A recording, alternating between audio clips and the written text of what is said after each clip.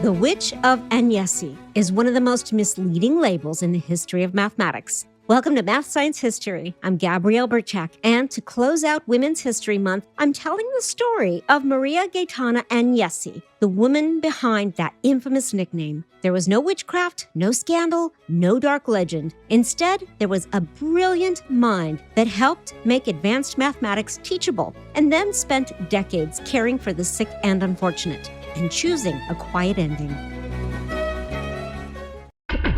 In the year 415, the infamous philosopher and mathematician Hypatia of Alexandria, Egypt, was savagely murdered by church monks. This murder shocked the Roman community and its government leaders. Hypatia was known far and wide as a respected philosopher, mathematician, government advisor, and a professor. Hypatia, The Sum of Her Life, is a book that I wrote that looks not just at the circumstances surrounding her death, but also at the sum of her entire life. I weave in the details of her education, disciples, Neoplatonic philosophies, female contemporaries, and the many mathematics that she wrote and taught about. There is truly more to Hypatia's life than her death. Hypatia, The Sum of Her Life, written by me, Gabrielle Buczek, is now on sale on Amazon. Buy your copy today.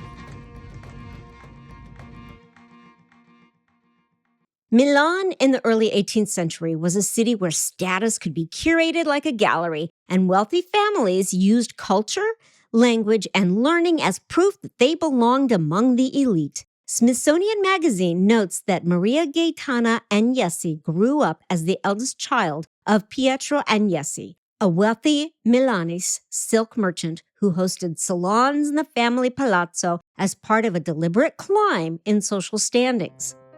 Those salons were not just parties with exquisite appetizers and intellectual elites. They were staged performances of refinement where guests watched young prodigies display skill in music, languages, and argument, the way other households displayed art. Pietro Agnesi, spelled Agnesi, showcased Maria Gaetana and her sister Maria Teresa to visitors at these gatherings, turning intellect into a kind of social currency. Agnesi's abilities made her an astonishing centerpiece for that world, and they showed up early. A detailed biographical profile hosted by Oxford Mathematics reports that she became famous as Oracolo sette lingue, meaning a miracle in 7 languages, reflecting the breadth and languages she learned as a child. This is part of her story that often gets told like a wholesome montage. Still, the salon setting mattered because it explained a tension that followed her for years. Historian Paula Finland notes that Agnesi was shaped by her father's ambition and by the social machinery that turned a learned daughter into a symbol of family advancement, even as she became a serious thinker in her own right. So if you zoom out, the salon was a doorway and a cage at the same time. It gave Agnesi access to tutors, books, and intellectual networks. Still, it also placed her under a spotlight she did not fully control, where her learning could be admired. At the same time, her choices were still constrained by expectations about women's roles. The Vatican-related journal, L'Osservatore Romano, even emphasizes that Agnesi did not enjoy salon life in the way her father did, highlighting her distance from the social ambitions wrapped around her public image. She did not want a life of social ambition, nor one of academia. She had begged her father to spare her a life of marriage and a life of fitting in with the societal norms. Instead, she wanted to live in a convent and serve the impoverished. Her father, however, refused to let her live the life she chose. In the span of history and across the world, women have had that luxury for only a little over a century, and some have not had it at all. And even today, we are expected to exist under the constraints of family and societal expectations. So Agnesi was not simply known as a brilliant young lady. Rather, as Finland notes, quote, she was brilliant inside a system that treated brilliance as a family asset.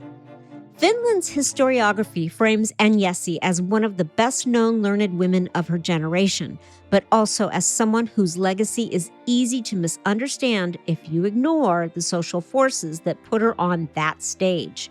That said, how does someone raised in a culture of learned performance decide to produce real scholarship on her own terms in a world that praises women's intellect while still policing their lives? Much to her dislike, Agnesi was living inside a public wrapper of salon performances as an intellect under duress. Still, despite that, she took on a private seriousness that set her up to become a major mathematical genius. So, even though she was still under constraint, she was still able to use her extensive knowledge for the benefit of mathematics. By the time she was 30 years old, she was no longer just performing cleverness for a room. She was doing something far more lasting. She wrote mathematics in a way that made it teachable. That shift moved her from being admired to being unignorable. In 1748, she wrote a 2-volume work on algebra and calculus titled Analitical Institutions for the Use of Italian Youth. This was central to her reputation as a female mathematician. Agnesi's real mathematical legacy is not a single curve. Her legacy is a teaching project built at full scale that organizes a chaotic frontier of math in order to feel learnable to a human mind. In 1748, she published this 2-volume work, and it is remarkably comprehensive and systematic, covering algebra and analysis, including integral and differential calculus, which at that time was very new. The Mathematical Association of America's historical note makes the point bluntly. This book was written as a teaching text. It was praised for synthesizing and clarifying the work of others in calculus, meaning Agnesi is acting less like a lone inventor and more like a brilliant translator between experts and students.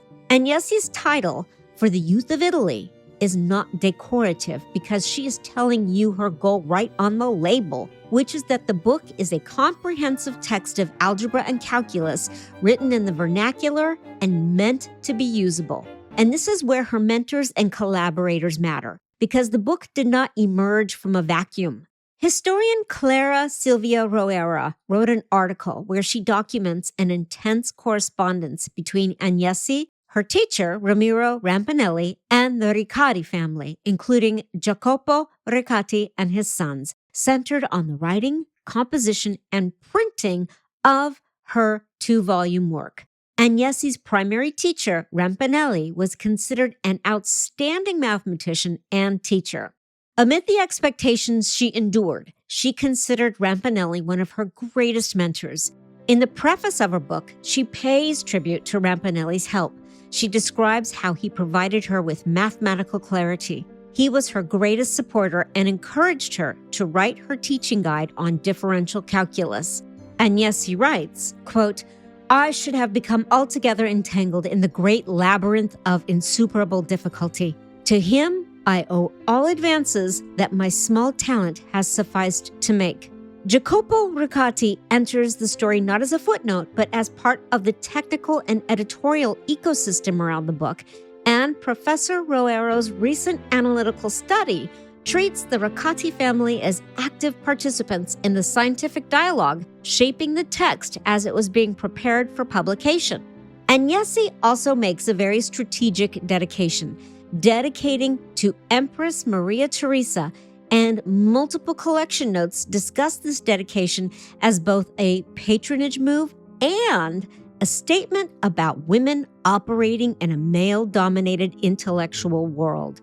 Even the way modern libraries summarize it makes the point that this dedication is not random, noting that she dedicated the book to Maria Theresa and frames the dedication in the context of Enlightenment-era reforms and cultural politics.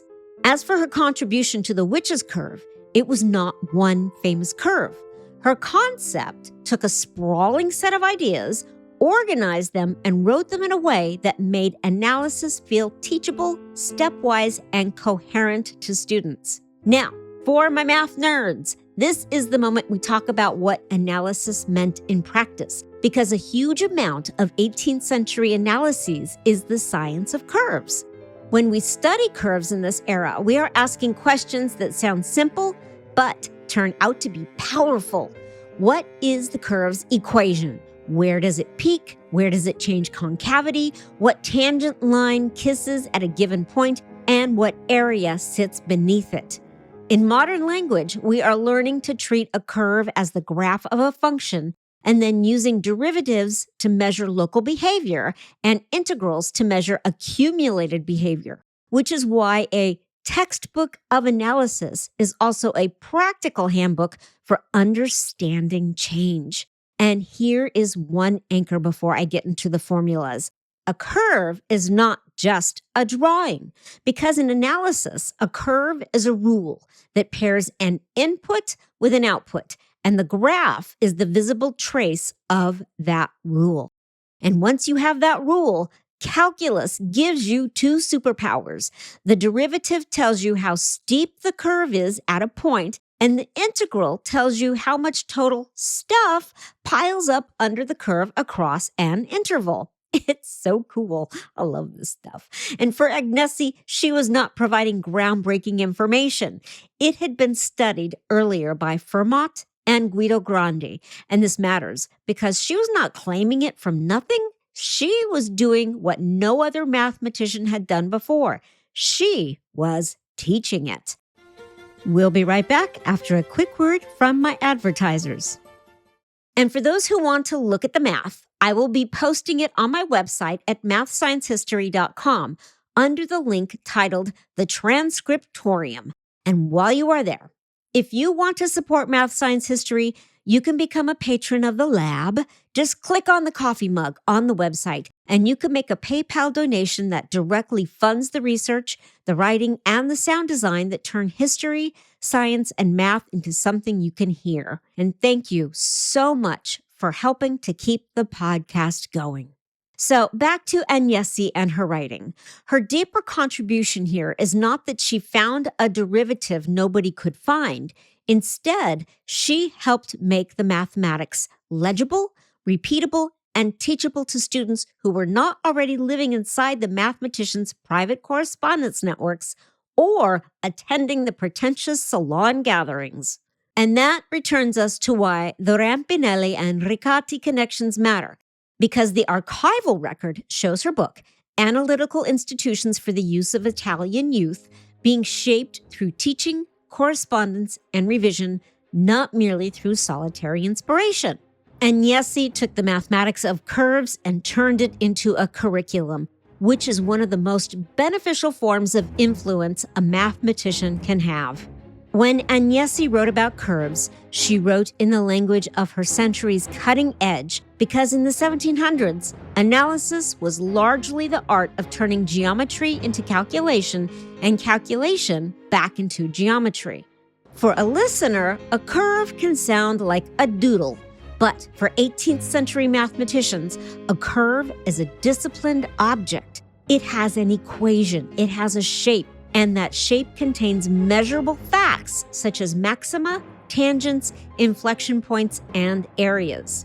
That is why curves mattered so much, because once you can express a curve algebraically, you can differentiate it to understand local behavior, and you can integrate it to understand total accumulation, which is the toolkit that ends up powering physics, astronomy, and engineering. The curve that later gets tied to her name is often presented as a kind of celebrity curve. Still, it is better understood as a teaching example inside a much larger project of making analysis coherent for students.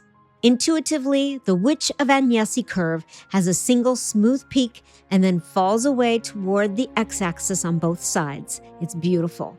And it makes it perfect for showing students how to locate maxima, study concavity, and think about asymptotes without needing a complicated function. And if you want a clean mental picture, imagine a hill that rises to one rounded summit and then slowly flattens out into long, low tails rather than dropping off like a cliff. Now, the nickname is the part people remember. and it is the least important part of her life. The Mathematical Association of America notes that Agnesi called the curve la versiera, and that the English translator John Coulson rendered it as witch, and the name stuck in the Anglophone world. Wikipedia's etymology section gives the core mechanism. Versiera is tied to older Latin and trigonometric terminology, but it also sits close enough to words used for the adversary, which is why Coulson's translation drifted into witch, creating a label that sounds like folklore when it is really linguistic static. So for this podcast, I'm using the nickname only as a signpost for listeners who have heard it before. Then I'm going to put it back on the shelf where it belongs, because Agnesi's story is not a spooky anecdote. It's a story about teaching, reputation, and what gets remembered. Her work makes her impossible to ignore. And then comes Bologna. You see, in 1750, Agnesi was appointed by Pope Benedict XIV to the chair of mathematics and natural philosophy at the University of Bologna, and yet she never actually took up the post in the everyday sense we imagine when we hear professor, or in her case, professoressa. It is interesting because she never traveled to Bologna to accept and serve in the role, even though the appointment itself was real and public. This appointment by the Pope was part of her broader public reputation, and it emphasized the appointment while also noting that she never filled the post, which is exactly the tension you want to explore rather than smooth over. The deeper story here is about patronage and prestige, because Pope Benedict XIV was also known for supporting learned culture and bolstering Bologna's intellectual standing. By elevating a famous scholar, he was creating a public signal about what kind of institution Bologna intended to be. That interpretation is strengthened by the archival-based scholarship summarized in a review by Massimo Mazzatti, which explains that she was proclaimed an honorary lecturer by Bologna's Senate on October 5, 1750. This phrasing points toward honorific recognition more than a modern employment contract with mandatory weekly lectures. In other words, the appointment can be read as Bologna and the papacy saying, "This scholarship counts, this author matters, and our intellectual life is not provincial," even if Agnesi's actual daily life remained anchored in Milan by family obligations, health, and the direction her values were pulling her. And what is so very cool about this honorary appointment she didn't fill is that after this, her life didn't shrink. It expanded. It broadened her life view, giving her the momentum to pivot. History has a ruthless compression algorithm because it keeps the catchy label and discards the slow labor that actually shapes lives. The curve nickname survived because it's sticky. Still, the real achievement is that Agnesi wrote a teaching masterpiece that organized calculus-era analysis for learners, and then spent decades directing care for people society preferred not to see. If you only know Agnesi from a curved nickname, you miss the fact that she spent decades building something as demanding as any book. It was a life organized around care for people who had very little protection. She had a major pivot after her father's death. She devoted herself to theology and charitable work, and that was the start of what would become the dominant chapter of her life. This is where the story stops being a brilliant woman who did math, and instead becomes a brilliant woman who chose a different kind of rigor. Agnesi chose altruism. In 1771, she took on a formal leadership role at Milan's Pio Albergo Trivulzio, which is a hospital and retirement home for the underprivileged, and was invited to preside there as the director for the women's ward, in an institution serving the most destitute patients. Multiple modern historical summaries converge on the same stark outcome. She gave away substantial resources, lived simply, and died in 1799, which makes her life less of an eccentric genius and more of a human with a sustained, selfless commitment to the unfortunate. In her later years, Agnesi's work shifted from the abstract clarity of mathematics to the daily, grinding clarity of care. She took on real responsibility for women who were sick and poor, not as a symbolic patroness, but as someone involved in the administration and human reality of suffering. In other words, she moved from teaching people how to understand curves on paper to helping people survive the harsh curves of life, where resources run out and institutions decide who is worth attention. What makes that turn so striking is that it was not a brief detour or a sentimental ending. Accounts of Agnesi's final decades consistently describe a person who gave away her resources, lived a quiet life, and accepted the material consequences of that choice, dying in 1799 with little left for herself. That is not the arc of an eccentric genius who lost interest in her talent. It is the arc of someone who treated intellect as a form of responsibility and then followed that responsibility into the hardest kind of work. This kind does not come with applause. When she passed away, she was buried in a mass grave for the poor alongside about 15 others. Some accounts describe them as women from the very institution where Agnesi had spent years caring for the sick. To me, that detail changes the emotional temperature of her whole life story because it turns her ending into a decision about belonging. She had been offered honors, titles, and the kind of reputation that usually demands a monument, and she seems to have stepped away from all of it in the most final, physical way possible. If she chose to be buried without a marker in common ground, then she was refusing the idea that her life needed to end as a public symbol. She was placing herself literally among the women she had lived alongside, the women she had served, and the women whose suffering she did not treat as a separate category from her own humanity. This is not a rejection of her intellect. It is the completion of it. The same mind that made knowledge more accessible also made dignity more accessible. And in the end, she asked for no special treatment, only proximity to those that she loved. Thank you for listening to Math, Science, History. And until next time, carpe diem. Thank you for listening to Math, Science, History. If you want the next episode as soon as it drops, just tap follow in your podcast app. Math, Science, History is brought to you by caffeine. Delicious, delightful, life-supporting caffeine. If you'd like to support the show, you can find the coffee cup link in our show notes or at mathsciencehistory.com. Just click on that coffee cup. Your donations don't really go to coffee, but they really do help cover production costs. The MSH theme is public domain from the late, great music composer and professor, Dr. Lloyd Rogers. All other music is public domain from Pixabay. Until next time, carpe diem.